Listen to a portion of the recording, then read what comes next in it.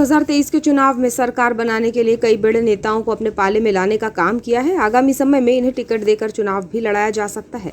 प्रदेश की राजनीति में कई उदाहरण देखने को मिल जाएंगे। बालाघाट जिले में सबसे बड़ा प्रभाव अनुभा मुंजारे को कांग्रेस में लाना जातिगत और राजनीतिक समीकरण को बैलेंस करने का कार्ड है।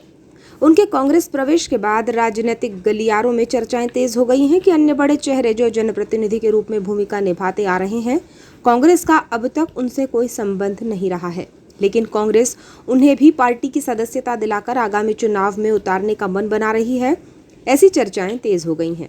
इसी बीच 23 मई को कांग्रेस जिला संगठन द्वारा आयोजित वार्ता के दौरान कांग्रेस के जिला प्रभारी आलोक मिश्रा ने ऐसा कुछ खुलासा कर दिया, जिससे फिर एक बार राजनीतिक सरगर्मी तेज हो गई है। वारासिवनी विधायक प्रदीप जायसवाल को लेकर पूछे गए सवाल के जवाब में उन्होंने कहा कि गुड्डा जायसवाल को कांग्रेस में लेना दूर दूर तक इसका इरादा नहीं है। कमलनाथ जी से चर्चा हुई है और उन्होंने भी इससे साफ इनकार कर दिया है। माना जा रहा है कि चुनाव करीब आते आते प्रदीप जायसवाल कांग्रेस में प्रवेश कर जाएंगे, लेकिन अब जिस तरह से कांग्रेस प्रभारी कह रहे हैं, उससे यह कहा जा सकता है कि प्रदीप जायसवाल के प्रदेश के लिए कांग्रेस पार्टी ने अपने दरवाजे बंद कर दिए हैं। आपको बताएं कि प्रदीप जायसवाल ने कमलनाथ सरकार को निर्दलीय के तौर पर समर्थन दिया था और उन्हें खनिज मंत्री बनाया गया था। इसके बाद नाटकीय ढंग से सत्ता परिवर्तन हुआ तो प्रदीप जायसवाल पाला बदलकर भाजपा के करीब हो गए और शिवराज सरकार में उन्हें खनिज निगम का अध्यक्ष बनाया गया है। कांग्रेस या फिर भाजपा में आने को लेकर प्रदीप जायसवाल की छटपटाहट कई राजनीतिक मोड़ पर देखी जाती रही है, लेकिन उन्हें दोनों प्रमुख दलों में से किसी ने पार्टी में शामिल करने के लिए तवज्जो नहीं दी है। जिस तरह अनुभा मुंजारे को कांग्रेस ने पार्टी में जगह दी है, उसी तरह प्रदीप जायसवाल की भी एंट्री होने के कयास थे, लेकिन सब कुछ इसके उलट ही हो गया है।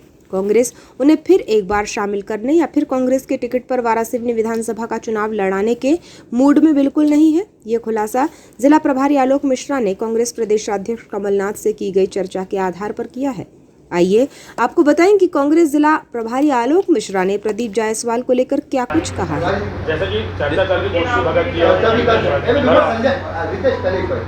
देखिए, गुड्डा जायसवाल जी को बिल्कुल पार्टी में नहीं लिया जाएगा। कमलनाथ जी से बात हुई, उनको पार्टी में नहीं ले रहे हैं। इस बार ट्रैक्टर के ऊपर मतलब पंजा नहीं करते। लेकिन बिल्कुल नहीं मिलेगा गुड्डा जायसवाल जी को कांग्रेस में लेने का। कहीं दूर दूर तक माननीय कमलनाथ जी के पास कोई ऐसा विचार नहीं है। देखिए, गुड्डा जायसवाल जी को बिल्कुल पार्टी में नहीं लिया जाएगा। कमलनाथ जी से बात हुई, उनको पार्टी में नहीं ले रहे हैं। इस बार ट्रैक्टर के ऊपर मतलब पंजा नहीं करते। लेकिन बिल्कुल नहीं मिलेगा गुड्डा जायसवाल जी को कांग्रेस में लेने का। कहीं दूर दूर तक माननीय कमलनाथ जी के पास कोई ऐसा विचार नहीं है। बीते चुनाव में कांग्रेस द्वारा टिकट काटे जाने के बाद जनता के बीच सिंपैथी जुटाकर निर्दलीय चुनाव लड़कर जीतने में प्रदीप जायसवाल कामयाब तो हो गए हैं, लेकिन इस बार परिस्थितियां बिल्कुल विपरीत है।